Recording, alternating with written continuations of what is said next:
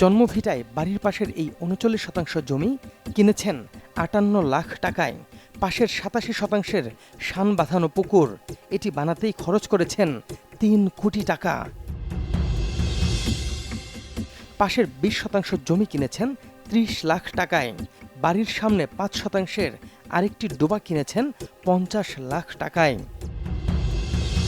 মদন উপজেলা সদরে ২২% জমির উপর ৩ তলা বাড়ি রয়েছে মাহমুদুলের। বর্তমান বাজার মূল্য অন্তত ২ কোটি টাকা। বাসস্ট্যান্ড এলাকায় ২ কোটি টাকায় কিনেছেন ৩০% জমি। আর শহরের একটু ভিতরে রয়েছে প্রায় অর্ধ কোটি টাকার ৫৭% জমি।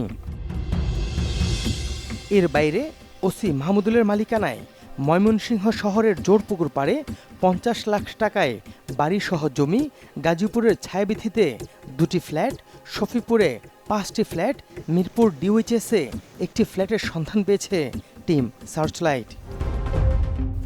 যার বিরুদ্ধে অপরাধ, অনিয়ম, দুর্নীতির এত অভিযোগ, সেই মাহমুদুল হাসান জুয়েলের দাবি সবই মিথ্যা ও বানোয়াট। বাবার দেয়া অর্থ সম্পদকে দুর্নীতির সম্পদ বলে অপপ্রচার করছে তার শত্রুপক্ষ। এর আগে আমাকে ট্যাক্সেও ইনভেস্টিগেশন করছে, দুদকেও ইনভেস্টিগেশন করছে, করে তারা দেখছে যে ইটস ক্লিয়ার। এই জন্য এটা পরে সাংবাদিক ভাইরাও আর নিউজ করে নাই এবং আমি তাদের কাছেও জবাব দিয়েছি। মাহমুদুল যদি সব অভিযোগ মিথ্যাই দাবি করেন, সেক্ষেত্রে সত্যটাও যাচাই করা দরকার। আমাদের গন্তব্য তার গ্রামের বাড়ি নেত্রকোনার মদন উপজেলা। তার আব্বার মাত্র 4 কাঠা ক্ষেত ছিল, মানে লাস্টে আর কি, কোনো আর জমি ছিল না। আমি এমন পর্যায়ে ছাত্র জীবনে মনে করেন যে ক্লাস 8-এ যখন পড়ছি, তখন দুপুরের লাঞ্চের খরচটাও আমি বহন করছি এই যে জুয়েলের। সে যখন ঢাকা যাবে, আমি আমার নিজের প্যান্ট শার্ট পরাইয়া তারে ঢাকা পাঠাইছি। এমন আছে ইট ভিতান দিয়েও একটা কেজি স্কুলে মাস্টারি করছে। কাপাসিটি গ্রামের বাসিন্দা মিজানুর রহমান রঞ্জু, পুলিশ কর্মকর্তা মাহমুদুল হাসানের সহপাঠী, বাল্যবন্ধুও। রঞ্জু তার বন্ধুকে যেমন কাছ থেকে দেখেছেন, ভালো বোঝাপড়া ছিল তার পরিবারের সাথেও। তার জমির হিসাব করলে আপনি হিসাব দেওয়া সম্ভব হবে না, কিন্তু এই জমিগুলা রাখছে তার বাবার নামে, আবার ওই রাখে এগুলো আবার মানে পুনরায় তার নামে করছে। পরিচিত যার যে ক্লোজ মনে করেন যে একবারে তার নামে বেনামে জমি রাখছে। এই বাজারে মনে হয় যে এনে একটা আছে 14%, এনে বিল্ডিং করছে প্রায় 1,30,00,000 টাকার মতন। আপনি মদন বাজারে একটা জায়গা আছে 55%। এই মদন এই 100 কোটি টাকার মালিকের উপরে আছে। বক্তব্য নয়, বাস্তবেও মাহমুদুল ওরফে জুয়েলের সম্পদের হিসাব দেখা দরকার। জন্মভিটায় বাড়ির পাশের এই ৩৯% জমি কিনেছেন ৫৮ লাখ টাকায়। পাশের ৮৭ শতাংশের শান বাঁধানো পুকুর, এটি বানাতেই খরচ করেছেন ৩ কোটি টাকা।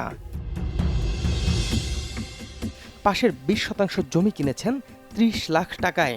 বাড়ির সামনে ৫ শতাংশের আরেকটি ডোবা কিনেছেন ৫০ লাখ টাকায়।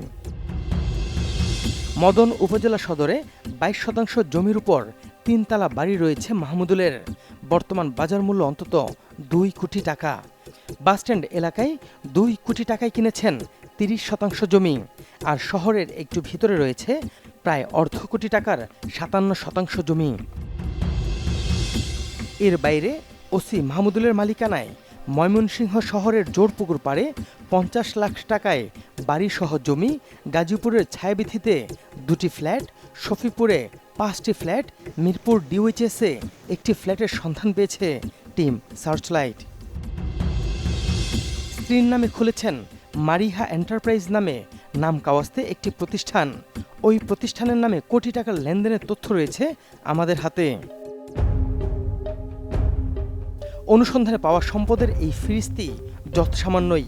স্থানীয়রা বলছেন, নামে বেনামে ওসি মাহমুদুল যে সম্পদ গড়েছেন, অসম্ভব না হলেও সেগুলো খুঁজে বের করা বেশ কঠিন। আওয়ার সম্পদ এই তার মামুর নামে করছে দলিল, তার বাহের নামে করছে, তার নামে করছে না, তার পরিবারের নামে করছে, তার শ্বশুরের নামে করছে, শ্বশুরের নামে করছে, আত্মীয় স্বজনের নামে এই জমিটি সব কাউলা। আর যে কারণে যাবেন তার সগন কোটি কোটি টাকার মালিক আছেন না কিনুতা। এই যে এই চিব্বাসা তার কালা করে বাইন মান না বাদ পাইছে না। আর এরা এখন দেখুন গিয়া কোটি কোটি টাকার মালিক। গঙ্গানগরের বাসিন্দা দুলদুল মিয়া সম্পর্কে ওসি মাহমুদুলের চাচাতো ভাই। রক্তের সম্পর্কের হয়েও ছাড় পাননি। মাহমুদুলের সম্পদ কেনার লোলুপ দৃষ্টিতে ছাড়খাড় হয়েছেন দুলদুল মিয়া। আমার বাড়িটা বিদায় দেই না হরিয়া সে আমার ছেলের জেলে দিল রেপ কেস ফেলায়া পাদে কিনু ভাই আল্লাহ বাঁচাইছে। এরপরেও পাদে তারে ডরায় আমি ছেলেরে দিয়েছি বিদেশ দিয়ে আমার শান্তি নাই। বিদেশ দিয়ে আজ 11 মাস সে কাজে ঢুকতে পারে না। এই চাষি দিয়া বাবর সাহেবের চাষিটা দিছুন দিলে এই চাষি থেকে সে কোটি কোটি টাকার মালিক হয়েছে। এখন তার আত্মীয় স্বজন কিছু আছেন না। এটা দেখেছেন বড় বড় লাত একটা শুধু হুইল দিতেছে না। আর এখন 500 মন 600 মন 1000 2000 মন ধান মারা। ডিবি হারুনের ক্ষমতায় ক্ষমতাবান মাহমুদুল এখন খোলস বদলানোর চেষ্টায়। নিয়মিত তদবির করছেন বিভিন্ন জায়গায়। অনৈতিক সুবিধা দিয়ে হয়তো কদিন পর চেহারাও বদলে ফেলবেন। যদিও তার অপকর্ম অনুসন্ধানে এরই মধ্যে কাজ শুরু করেছে আন্তর্জাতিক অপরাধ ট্রাইব্যুনাল। দর্শক, সুনির্দিষ্ট কোনো তথ্য পরামর্শ কিংবা অভিযোগ থাকলে যোগাযোগ করতে পারেন স্ক্রিনে দেখানো নাম্বারে। জানাতে পারেন সামাজিক যোগাযোগ মাধ্যমেও। আপনার দেয়া তথ্যে সমাজের রন্ধ্রে রন্ধ্রে ঘাপটি মেরে থাকা জমাট অন্ধকারে আলো ফেলবে টিম সার্চলাইট। অনুসন্ধানের আলো হাতে দেখা হবে অন্ধকার পথে।